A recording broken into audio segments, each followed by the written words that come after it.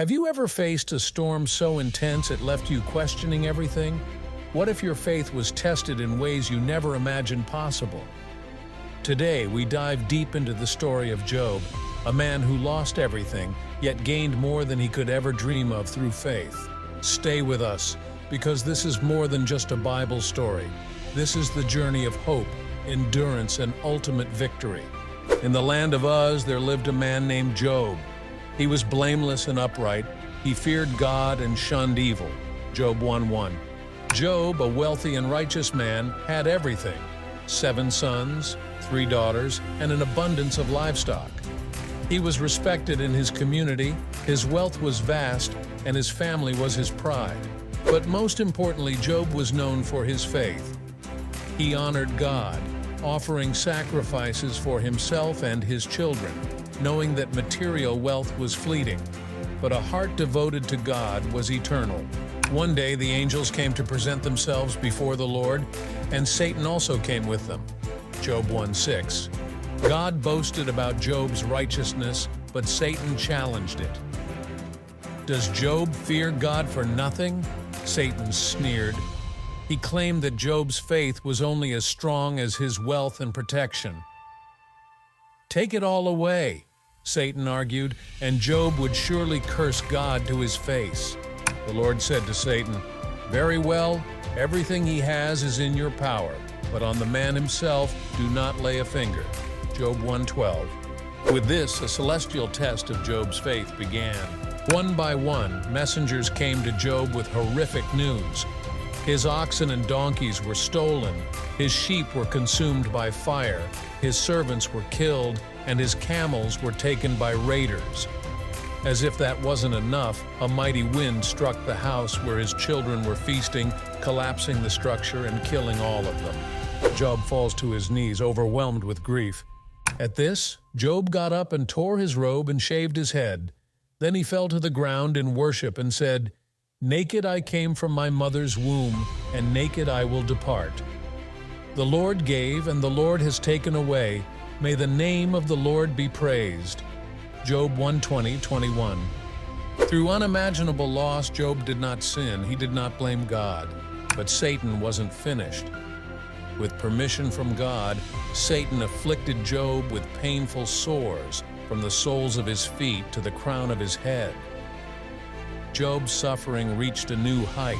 His wife, unable to bear the sight of his misery, pleaded with him, "Are you still maintaining your integrity? Curse God and die." But Job, unwavering in his faith, replied, "Shall we accept good from God and not trouble?" Job 2:9-10. Job's response is a reminder that faith isn't just about praising God in prosperity, but trusting Him in the darkest moments. For 7 days and 7 nights, Job's friends sat with him in silence, sharing in his grief.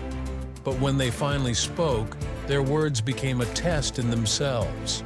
They began to accuse Job, suggesting that his suffering must be a result of sin. "Who, being innocent, has ever perished?" Eliphaz asked. "When were the upright ever destroyed?"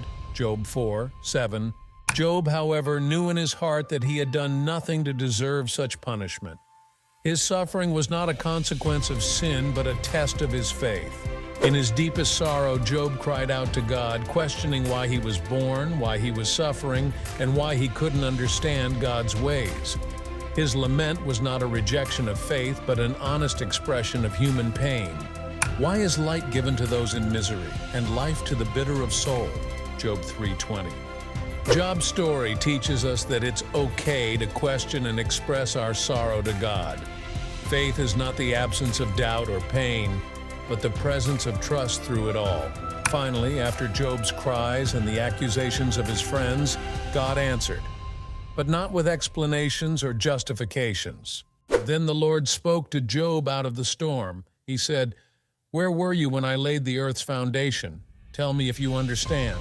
Job 38:1-4. God's response wasn't about answering Job's questions, but about revealing his divine wisdom and sovereignty. Job's suffering, though incomprehensible, was part of a grander plan that only God could understand. After Job humbly acknowledged God's greatness, God restored his fortunes. He gave Job twice as much as he had before. His livestock doubled, and he was blessed with 7 more sons and 3 more daughters, whom he loved dearly. The Lord blessed the latter part of Job's life more than the former part. Job 42:12. Job's story reminds us that faith in God's plan, even in the midst of suffering, leads to restoration and blessings beyond our imagination. In today's world, we all face trials. Loss, pain, and suffering are inevitable. But Job's story shows us that no matter how dark the night may seem, dawn will break. When we hold on to faith, when we trust in God's greater plan, our trials can transform into testimonies of divine restoration. The righteous person may have many troubles, but the Lord delivers him from them all.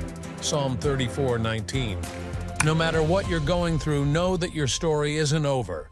Keep your faith, and like Job, you will see God's blessings unfold in ways you could never imagine.